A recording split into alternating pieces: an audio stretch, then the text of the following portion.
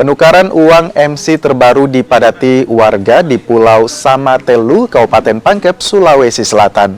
Warga umumnya menukar uang yang rusak atau uang dengan pecahan kecil.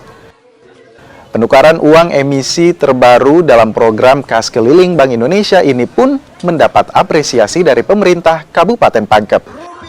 Apalagi dalam kegiatan ini juga ada sosialisasi cara merawat rupiah.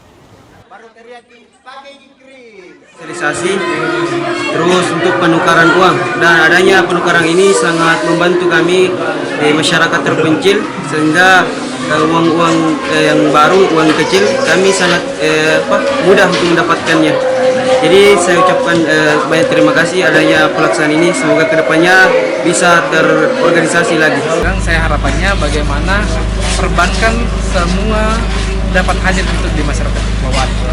Istilah hadirnya ini, pada saat saya sudah menangkap ikan, dapat penghasilan, kan kadang saya tidak tahu saya mau simpan uang di mana. Mungkin saya cuma simpan di dalam lemari, di bawah tempat tidur kah, yang mengakibatkan uangnya bisa rusak seperti itu. Walaupun ya bisa dikembalikan, kan membutuhkan biaya lagi untuk masuk ke daratan.